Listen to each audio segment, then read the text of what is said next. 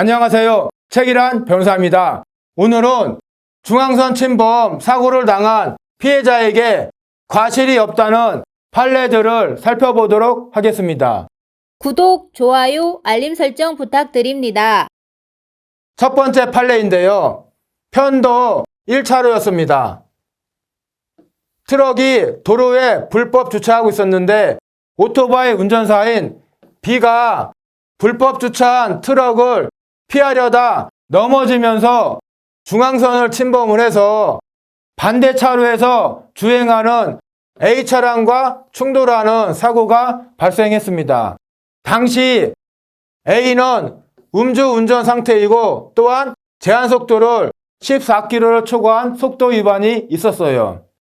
이 사안에서 법원이 어떻게 판결을 했냐? 그 내용을 보면 A가 음주운전 및 속도 위반을 하지 않았다면 B 오토바이의 중앙선 침범을 발견하는 즉시 정차 또는 감속으로 충돌을 피할 수 있었다는 특별한 사정이 없으므로 이 사건 사고는 전적으로 B의 과실로 인해서 발생한 것이다 라고 판결을 했습니다. 즉 A의 음주운전 및 속도 위반 이러한 사유들과 오토바이 B와 A차량이 충돌한 이 사고 사이에는 인과관계가 없기 때문에 A에게는 과실이 없고 전적으로 B의 과실 100%다 라고 한 것입니다. 두 번째 판례 사안을 보면 B가 중앙선을 침범을 해서 반대 차로에서 오는 A차량과 충돌을 했어요. 이때 A는 과속한 상태입니다. 과속입니다. 이 사안에서 법원은 A가 과속을 하지 않았다면 B 자동차의 중앙선 침범을 발견하는 즉시 정차 또는 감속으로 충돌을 피할 수 있었다는 특별한 사정이 있었던 경우에 한하여 A의 과속운전을 과실로 삼을 수 있다.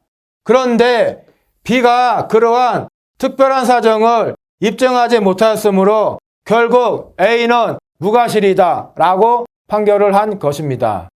이러한 첫 번째 판례, 두 번째 판례를 종합해 보면 중앙선 침범 사고를 당한 피해자가 비록 음주운전이나 속도 위반을 했다 하더라도 원칙적으로 과실이 없습니다. 즉 무과실입니다. 그런데 중앙선 침범을 한 가해자가 그 피해자의 과속 또는 음주운전과 중앙선 침범 충돌 사이에 인과관계가 있다는 것을 입증한 경우, 그 입증한 경우에 한해서 중앙선 침범 사고를 당한 피해자에게 일부 과실을 인정할 수 있다는 것입니다. 그래서 중앙선 침범 사고를 당한 피해자가 과속을 했거나 또는 음주운전을 했다 하더라도 무조건 그 피해자에게 과실이 인정되는 것은 아닙니다. 그러한 음주운전 또는 과속과 중앙선 침범 충돌 사고 사이에 인과관계가 있는 경우에 한해서 과실이 인정이 된다는 것입니다.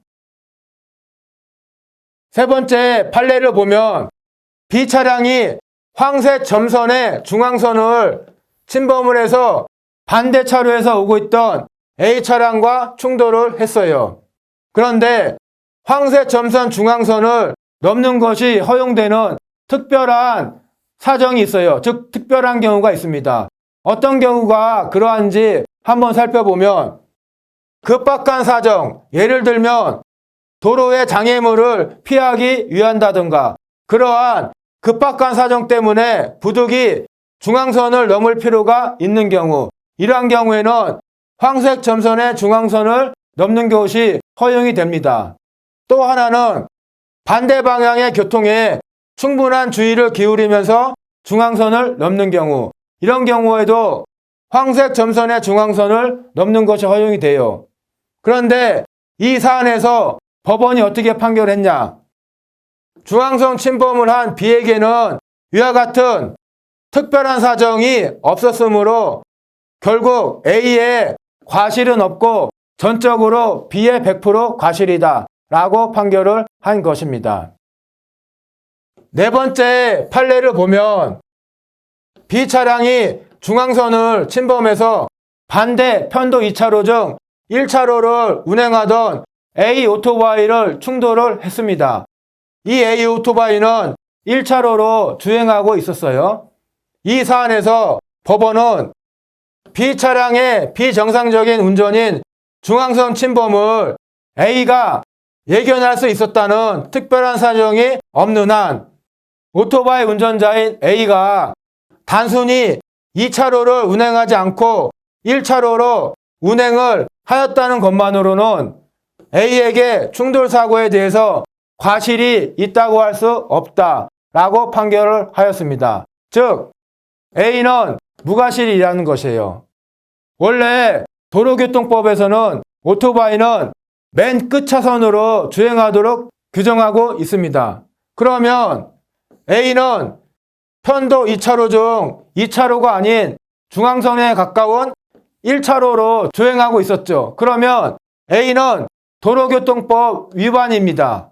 그런데 이 사안은 중앙선 침범 사고이기 때문에 법원은 비록 A가 도로교통법 위반이 있었다 하더라도 무과실로 본 것입니다. 그렇다면 만약 이 사고가 중앙선 침범 사고가 아니라 다른 사고였다면 A는 맨 끝 차선이 아닌 중앙선과 가까운 1차로를 주행하고 있었고 도로교통법 위반이기 때문에 약 10%의 과실이 인정될 수가 있습니다. 예, 이상입니다. 오늘 영상을 시청해 주셔서 감사합니다.